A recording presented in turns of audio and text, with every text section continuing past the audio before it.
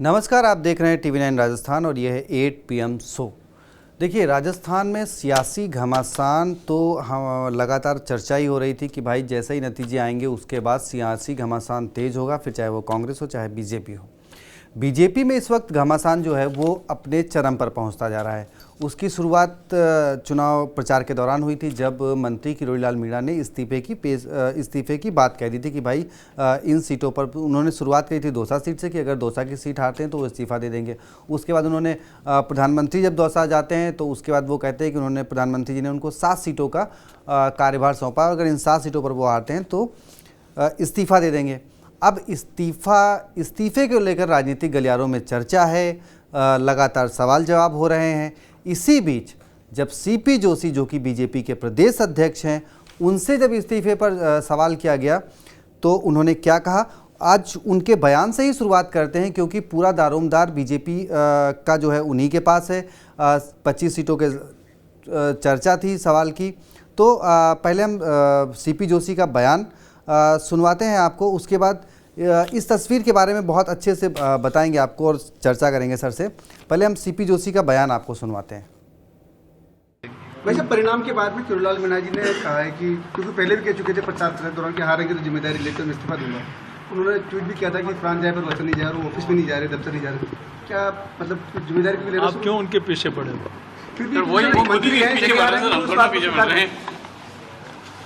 देखिए, ऐसा कुछ नहीं है।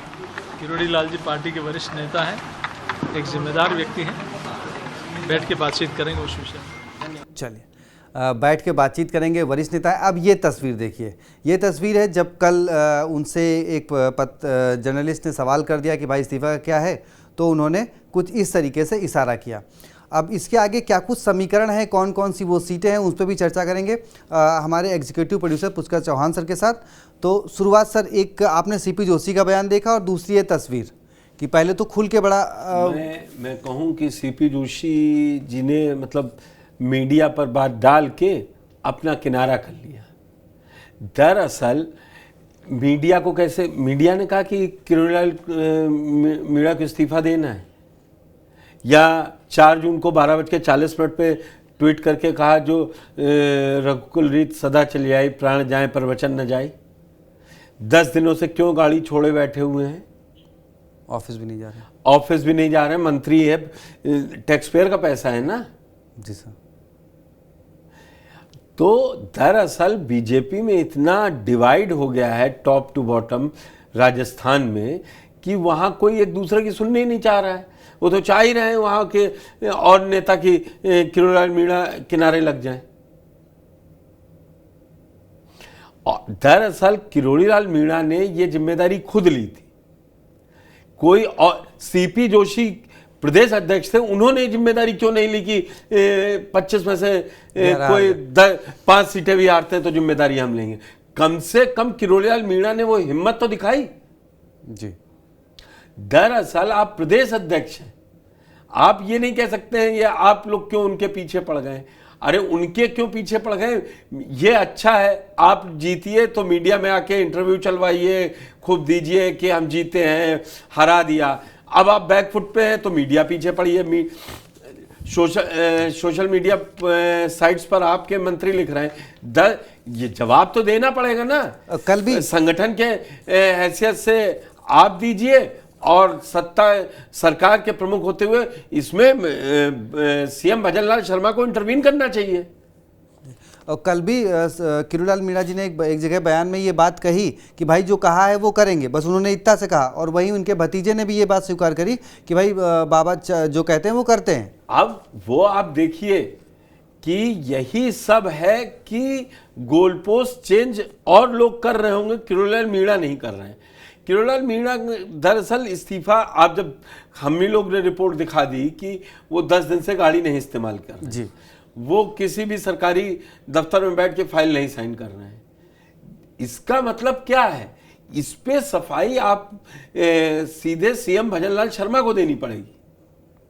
और CP जोशी उसको मजाक के लहजे में कह के अंदाज कह सकते हैं आप लोग क्यों पीछे पड़े हैं। पीछे वो नहीं पड़े, आप ये बताइए, एक मंत्री हैं, काम होंगे कि नहीं होंगे। कृषि जैसा इंपॉर्टेंट विभाग वो चाह रहे थे, तब मिला नहीं। आपदा मिला, इस समय गर्मी इतनी पड़ रही है, लोग मरे नौतपा के बीच में, जब लोगों की मौत हुई उसमें भी बड़ा विवाद हुआ, स्वास्थ्य मंत्रालय पूछा लगाया। अभी नहीं पूछेंगे तो फिर कब मंत्री जी फिर क्या करेंगे? क्या कैबिनेट की बैठकें होना बंद है कि या अब फर्क ही नहीं पड़ता है क्योंकि किरोड़ीलाल मीणा के पास इतना बड़ा कोई इंपॉर्टेंट विभाग नहीं है, मुख्यमंत्री खुद देख लेंगे। दरअसल अब ये सब अंदर की सियासत है जी। इसको पढ़ दो। वो कहते हैं ना, इस समय बीजेपी, राजस्थान बीजेपी की हालत एक संतरिक तरीके से है। ऊपर जब तक कवर है, छिलका चढ़ा है, लग रहा है एक है, क्योंकि जब केंद्र का कोई बड़ा नेता आता है तो दिखाने को सब एक है, और जैसे ही आप संतरे के ऊपर से छिलका उतार दीजिए, बीजेपी की हालत दिख जाएगी कितनी फाकों में बटी हुई है। चलिए अब और आप जो कह रहे हैं वो भी सुन के देख लीजिए कि अब वो कह रहे हैं चुप रहिए, मीडिया से कह रहे हैं चुप रहिए, अभी मजा देखिए क्या क्या आएगा। इस तस्वीर की जो आप बात कर रहे हैं देखिए, आप वो क्या कह रहे हैं, चुप रहिए। वो भी कह नहीं रहे इशारों कि चुप रहिए, जो होगा सब देखिएगा आगे आगे। मजे आ रही हो उनके चेहरे पे, लग रहा है कि वो कोई लड़ाई हारे हैं। बोले जो हार गए वो जवाब देंगे। और मैं कह तो रहा हूं कि किरोड़ीलाल मीणा ने कम से कम ये उठाया अपने गृह जनपद का, बाकी मंत्रियों और सबने उठाया क्या? चार विधायक जो जयपुर शहर में हैं, मंत्री दिया कुमारी, प्रेमचंद बैरवा, खुद सांगानेर विधानसभा से भजनलाल शर्मा, और चौथे एक और, ये 4 जयपुर जिले से आते हैं ना जी सर। आपने कहा था उससे पहले, अब तो कह देंगे हमने कहा नहीं था, देखिए हम जीत के पहुंच गए शहर भी और ग्रामीण में। लेकिन ग्रामीण में क्या पसीने छूटे जी। उन्होंने दरअसल अगर देखा जाए तो जयपुर ग्रामीण का प्रभार था उनके पास, प्रभारी मंत्री, प्रभारी जो लोकसभा प्रभारी बनाया गया था उस सीट का उनको बनाया गया था ना जी। वहां से 1635 वोटों से 1500 वोटों जीत के आ गए ना जी। ऐसा था नहीं अनिल चोपड़ा को कह दिया गया था 1600 दिन बाद तो आप वो आ जाइए, घंटे बाद ये जीत के वही पहुंचे ना। तो वो क्यों दे? अब वहां बाकी बची 11 सीटों पे ये अलग बात है। 5 सीटें 6 सीटें सर, और हमने वो 4 सीटें का जिक्र है, वो मैं चाहूंगा कि हमारे सहयोगी दिखा दें वो 4 सीटें जहां की वजह से पूरा। अब वो चाहे जौनपुरिया हो, सुरेंद्र सिंह जौनपुरिया हो, या कन्हैयालाल मीणा हो, या ये जाटव हो जी, तो इन लोगों को बताए ना। रामस्वरूप कोहली हो गए, वो तो सीएम के जिले से ही हैं। सुखबीर सिंह जौनापुरिया तीसरी बार मैदान में थे। आप बताइए ना, आप जो इतने लंबे लंबे जीत के आए थे, आप लोगों का एंटी इनकम्बेंसी उनके खिलाफ है। दरअसल मैं आपको पहले दिन से समझा रहा हूं कि ये बताना ये चाह रहे हैं किरोड़ीलाल मीणा कि लोगों में अब बीजेपी के प्रति गुस्सा बढ़ रहा है, आप काम करिए, आप चेहरे बदलिए। सर क्या इसका एक, जैसे हम दौसा की अगर बात करें, दौसा ही उठाते सबसे पहले, क्योंकि दौसा में जो जीत का अंतर है वो 2,37,340, सबसे बड़ी जीत जो है कांग्रेस को वहीं पे मिली है। आप दौसा में क्योंकि ये बन गए हैं आपका सांसद, वो सीट हो गई है खाली, मुरलीलाल मीणा पहुंच गए, तो क्या इस सीट पर उपचुनाव की वजह से अभी इस्तीफा होल्ड करके रखा गया है? क्योंकि देखिए यहाँ और सवाई माधोपुर हो गया तो ये सवाई माधोपुर जिसका ठेका लिया था वहां के 3 विधायक आएंगे, 2 सर, 2 आएंगे। तो सवाई माधोपुर से हरिश्चंद्र मीणा गए, और जो राउत वाली सीट है, चलिए मैं हम लोग उस वीडियो को कर चुके हैं कि वहां पर वो राउत अगर आप साथ आ जाते हैं, लेकिन हनुमान बेनीवाल नागौर में 84 सीट पर खेल करे, 84 तो राउत की है, इनकी ख्यूसर है। तो समस्या ये है ना कि किरोड़ीलाल मीणा एक दौसा के मंत्री तो है नहीं, मंत्री पूरे स्टेट के, अगर वो इस्तीफा भी मंजूर हो जाएगा तब। दरअसल मैं क्यों कह रहा हूं बार बार कि अब सीएम भजनलाल शर्मा को इंटरवीन करना चाहिए, ऑफिशियली वो बताएं कि आप जैसे बार बार सीएम भजनलाल की बात करते हैं, तो भरतपुर की सीट ले लीजिए, वहां पे तो 98,000 वहां भी हारी है, तो मैं इंटरवीन वो क्या करे? सवाल तो इंटरवीन तो भाई आप मंत्री कैसे बनता है? कैबिनेट चाहे सीएम हो या पीएम हो, कैबिनेट उनकी इच्छा से, विभाग उनकी इच्छा से बंटता है, यही नियम है। जी। कि कौन कैबिनेट में रहेगा कौन नहीं रहेगा। तो आधिकारिक तौर पर तो अब भजनलाल शर्मा बता सकते हैं ना, संगठन का कोई काम होता तो सीपी जोशी बताते, इसीलिए सीपी जोशी ने बीच की लाइन ली, बोले आप लोग पीछे मत पड़िए। अरे तो एक बार कहा आपने एज ए संगठन हेड होके, कप्तान हैं आप वहाँ संगठन के, आपने कहा कि किरोड़ीलाल मीणा जी ने ये जिम्मेदारी क्यों ली, वो ये कितना बड़ा बयान क्यों दिया। भाई दरअसल अब वो सीनियर हैं, उन्होंने कह दिया, उनकी बात है, तो फिर रोकिए उनको कि आगे मत जाए। वो तो अभी भी कह रहे हैं कि हम अपनी, और उन्होंने कामकाज करना बंद कर दिया। इस्तीफा मंजूर ना मंजूर करने का फैसला उनका है। जी। दरअसल इस पूरी कहानी में जो बड़ी बात निकल के ये आ रही है कि किरोड़ीलाल मीणा ने पूरी पार्टी को, राजस्थान बीजेपी को कटघरे में खड़ा कर दिया है। चाहे वो भरतपुर, धौलपुर, करौली। मैं चाहूंगा हमारे सहयोगी से कि वो सारे ग्राफिक देखिए यहाँ 2,37,340 का अंतर है। इसके बाद भरतपुर में भी देखिए 98,000 क्या, नहीं 51,983 वोटों का है। इसके बाद आपका धौलपुर में है 98,000, धौलपुर, करौली। तो देखिए सर, 2 दिन से शनिवार और इसके बाद टोंक सवाई माधोपुर में भी, वहाँ भी 64,000, तो वो भी लगातार 2 दिन से बीजेपी कार्यालय में बैठक चल रही थी, मंथन चल रहा था इन 11 सीटों पर हार को लेकर।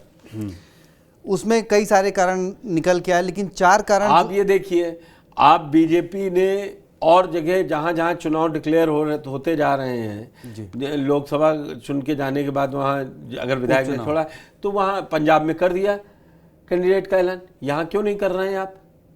दरअसल मैंने बताया ना, इसको केसरिया पार्टी के समय संतरा ही समझ लीजिए आप जी।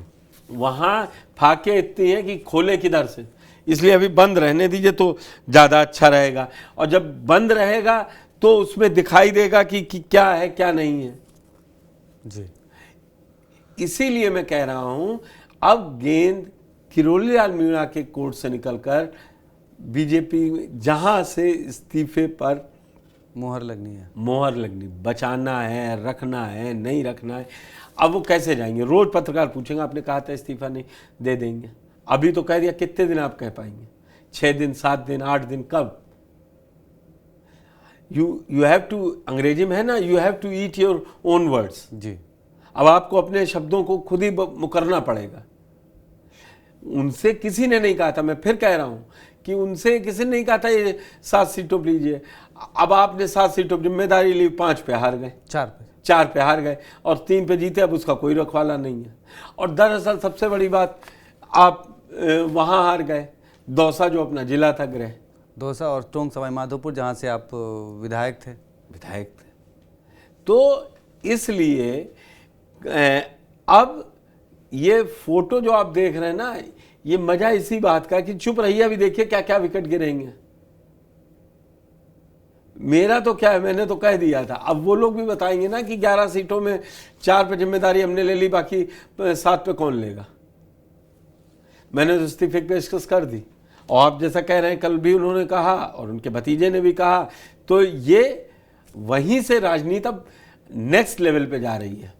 नहीं सर, जैसे उनका बयान था किरोड़ीलाल मीणा जी का, जो हम TV9 पे आप जाके लगातार राजस्थान पे प्रोफाइल पेज पे जाके देख सकते हैं कि उनके बयान आज भी हमने चलाए हैं कि उन्होंने कहा था कि जैसे ही बीजेपी हारेगी वैसे ही शाम तक मैं इस्तीफा दे दूंगा। उन्होंने वो 4 जून को ही दे दिया था कि कह दिया रखो। अब देखिए, पार्टी में हर चीज एक कायदे से होती है। अब वो नेता हमेशा पलटता है, ये ऑन कैमरा हो गया, इसीलिए किरोड़ीलाल मीणा के लिए दिक्कत है।